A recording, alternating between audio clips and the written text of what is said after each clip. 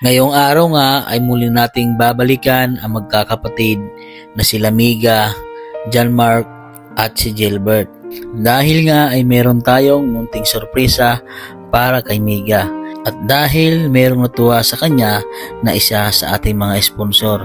At pagkarating nga namin dito sa loob ng kanilang bahay ay agad namin itong binuksan at hindi makapaniwala si Miga na kanyang inaasam-asam ng mga laruan at gamit sa school ay natupad na ito. Pangarap ni Miga ang maging teacher. Gusto niya daw ay maging katulad sa aking asawa.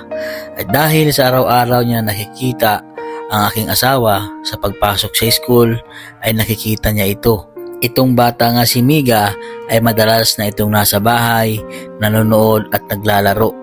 Isa ngayon nga ay ang kanyang bunsong kapatid ay kinuha na ito.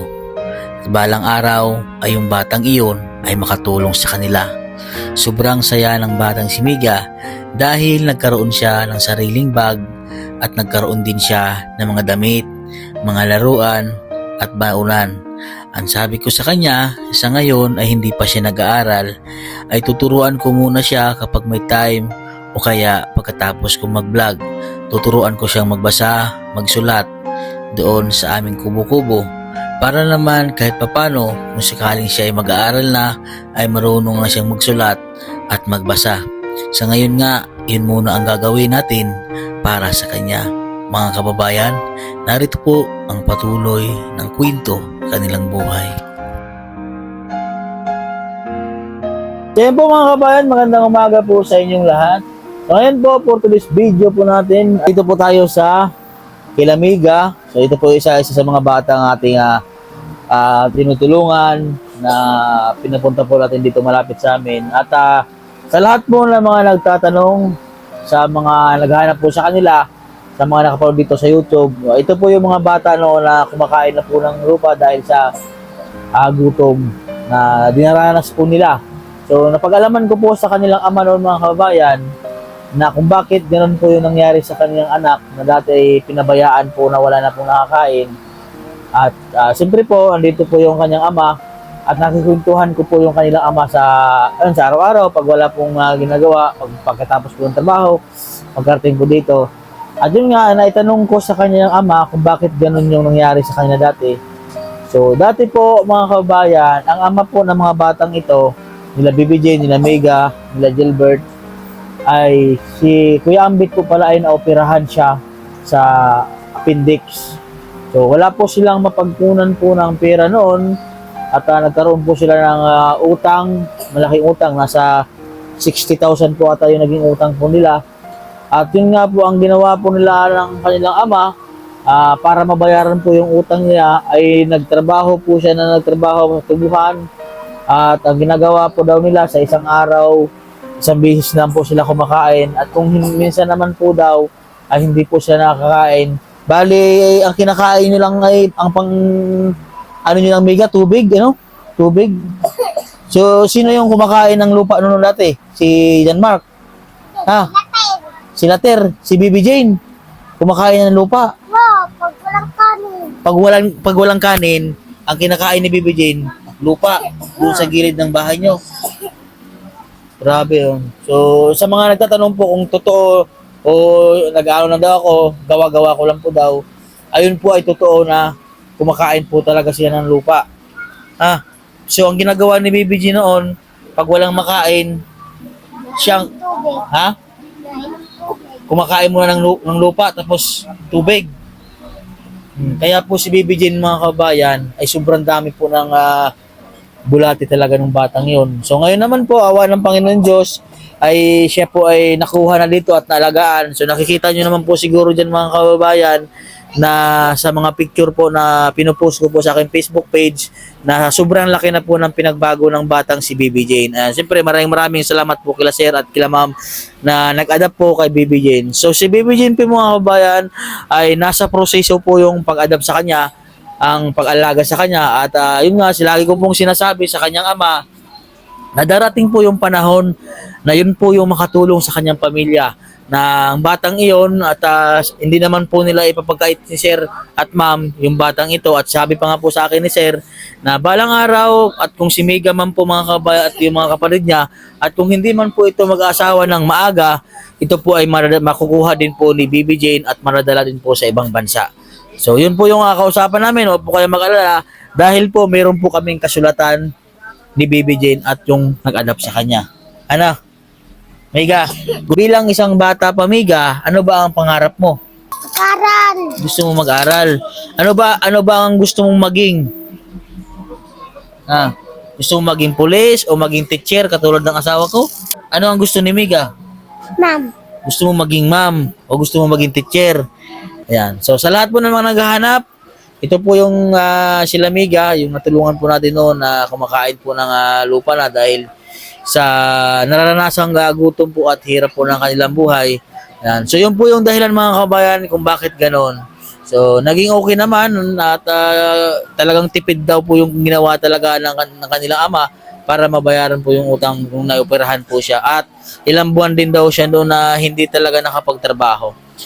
So ayun po, naging okay naman po ang lahat at yun, sa tulong po natin sa mga followers at mga viewers, ayan, sa mga subscriber natin at siyempre po sa mga sponsor rin. Maraming salamat po sa inyo. At ngayon nga po ay may dumating po na box. Ito po ay naka-shield pa po. Ayan. So hindi pa po natin ito nabubuksan. Dito po natin bubuksan sa kanila. Ito po mga kabayan ay para po ito kay Mega. Ito po ay galing po sa ating sponsor na si Ma'am Jessa from Quezon City. Ayan. So isa po sa mga natuwa kay Mega dahil siya po ay napakagaling magluto. Ayan. Ito Mega ay para sa iyo, ha? Oh, malay mo mayroon din mga kapal mo dito. Sa palagay mo anong laman nito Mega? Ha, hulaan mo anong laman nito? Ha? Damit? Ha? Laruan? Titingnan natin kung anong laman ito. Buti naman at nanatiling malinis itong binili ni Ma'am Juan para sa inyo. Yung higaan. Malaking tulong ko sa inyo, lalo na ngayon ay nag-uulan. So dito po mga kabayan ay yun nga, lagi ko po silang binibisita at gusto ko ay laging malinis at kahit ganito yung bahay po ay importante ay malinis. Nakakatulog ng komportable. Oo. Ups. Buksan mo Mega. Buksan mo. Ay, wow! May jacket. Ay, sakto kay Mega. Sakto yung taglamig Mega, oh. Oh, suotin mo Mega. Wow! Ganda naman ni Mega. Tayo. May jacket si Mega. At tuwa si Mega, eh. Oh, di ba? Malamig. Oh. Oh, ate ha, itong damit na ito, kapag madumi na, labahan, ha? Oh, ganda ang jacket to, sakto. O, suotin mo na. Tapos, may regalo si Mega. Oh, buksan mo. Oh, buksan mo, Mega. Oh. Dali, tingnan natin kung ano naman yan. Ano yan? Oh, sige mo. Sige, buksin. Oh, yan buksin. Oh. Oh. Wow. Ay, mga laruan nga. Oh. Oh. Mga laruan nga. Oh. Sige nga. Wow, dami namang laruan ni Mega. Oh. Ay, wow. Oh. Laruan nga. Natupad ang hiling ni Mega ng mga laruan ang regalo sa kanya. Advance ang pamasko ni Mega. Ano Mega? Ha? Advance ang pamasko ni Mega. Oh, may mga sticker Mega, oh. Para ata yan sa mga ano, sa mga dal. Oh. Ay wow, mga pagkain Mega, oh. Oh, ay tuwang-tuwang bata, oh. Buksan natin. Ano pa ito? Ay, daming laruan ni Mega. Oy. Oh. Oh. Oh. Tuwa ni Mega. Ito pa Mega, tingnan natin. Uy, wala. Ay, doon Sige na, Mega. Ha? Oh. Kita. No. Pindutin niya ata. Gino. Oh. Wala. Ha? Nasalita, no? Oh, ito pa, ito pa. Umay na yan. Oh, tuwang-tuwa. Tuwang-tuwa na bigay. Ay, wow! Kaya, Oh, dami pala mga gatas ay. Biscuit, gatas. Oh, dyan, lagyan mo yan. Oh. Ang dami ah. Oh, may sun, ang laki. Malaki po. Para kanino kaya ito? Sa atin siguro ito mga kabayan. Oh, ikadal siguro ito. Malaki ay. Oh. Ay, malaki po kay Miga. Ito kay Miga. Kasya. Oh. So, try mo daw, Miga. Ang ganda, ano? Nako, ang laki. Nako, oh, maliit lang po na bata si Miga, mga kabayan. Ito po ay kasya po sa kanyang, ano, ate. Ayan. Ito ang kasya kay Miga. Oh, Miga, oh. Kasya to sa'yo. Suotin mo na. Ayan, yan ang kasya sa'yo. Yan.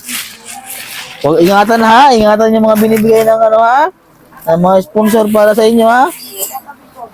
Ito pa, Miga, oh. Oh.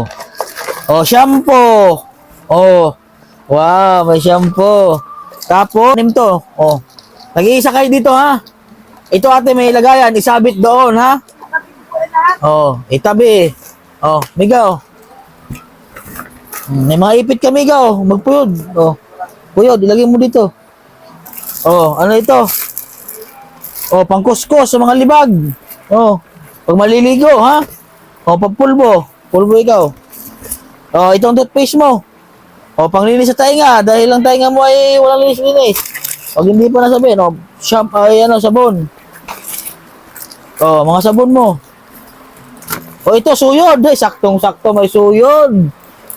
Pangtanggal po ng kuto. Nako, madaming kuto si Miga. Ayan, suyod. Saktong-sakto. O, nail cutter. O, kompleto ang binigay ni Mami. O, pag mga kuko mahaba. Ano ba yan?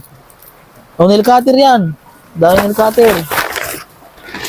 Dami niya namang biyaya si Miga. Tapos, ito yung may mabinigyan ni ma'am ng school supply. Oh, ayan. Tapos, meron kang chart. So, dito, ididikit yun dito, ha? Ay, baka ito ay gagawin yung pamparikit. Nagot kayo sa akin, ha? Ayan, mayroong pong chart.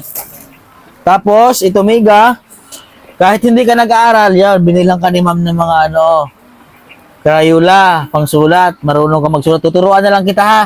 Doon sa kubo, pag tinawag kita, dahil mo itong mga gamit mo, ha? Turuan kita magsulat, ha? Para marunong ka magsulat, ha? O, sige, o. Tapos bag. O, yan, o, may bag. O, wow, ganda naman yung bag ni Miga. O, dahil mo doon, ha? Turuan kita o, may baonan din, o. May mga papel. So, ito po mga kabayan, mayroon pong baonan ng tubig si Miga. O, Miga, go. Tapos ito po, may laman po na mga may mga laman po na gamit sa school. Ayan. So, yun po ang sinabi ko po na, so, ngayon po, si Miga po, may time po kami na, yun, pag wala po akong vlog, pag ganito po ako sa bahay, ay tuturuan ko po yung mga bata magsulat. Mayroon po akong table na ginawa doon ako kubo doon sa side po namin. Yan, tuturuan ko po sila magsulat at magbasa. O, ayan, para sa yan, ha. Pag tinawag kita, ay dadalhin mo itong mga gamit mo sa school, ha. Turuan kita magsulat, ha. Hanggat hindi ka pa nakapasok sa school, ha. O, yan, dyan lang yan. Tapos, wow, namili ulit si ma'am ng mga damit mo. O, ang dami mong damit, Miga, o. O, saktong to sa'yo lahat. Ha? Pag babae lahat yan. Oh. Tapos yan, may mga panty ka, Oh, may mga panty ka na. Dahil mo lang panty, ay. Mga damit. Sakto to, Miga, sa'yo lahat. Wag lang to pa yun dito. May jacket pa ulit. Ganda ng jacket mo, Miga, saktong-sakto sa'yo. Miga, jacket mo ito, ha. Nakakatuwa naman po mga kabayan. Sakto-sakto po talaga kay Miga lahat. Ito, maraming ipit, Miga, Ha? Sa buhok mo? Kay Ito po yung mga damit. Oh, sakto po yan sa kanya. Ayusin na lang po natin mamaya. Tapos, ito, kumot mo. Oh, yan, oh. May kumot ikaw. Ito yung kumot mo, ha? Ibigay sa'yo ni ma'am. Oh, lagay mo doon. Oh. Tapos ito, nagbili si ma'am nito. Ito ay lagayan nyo ng mga damit. Kadal, ha? Oh, yung mga damit nyo, mga nalabhan, dito nyo ilagay, ha? Oh, ayaw ko na mga pakarat-karat yung mga damit nyo dyan. Oh, ito pa, oh, may kumot pa. Oh, sakto, bago itong kumot nyo, ha? Ay, ano, tuwalya. Ah, ang bango, oh. Oh. Bango? Oh, sa'yo yan, ha? Oh, pwede rin paggamitin mo sa atin yan. Pag naliligo, mayroon na kayong bagong, ano, ha? Oh. Ah, ito, John Mark. Sa'yo, John Mark, oh. Buti may panlalaki. Ayan. Sa'yo yan, damit. Damit mo. Baka may mga panlalaki. Oh, yan. Damit, panlalaki. Buti may panlalaki. Oh, ito, Gilbert, oh. Sakto po kay Gilbert.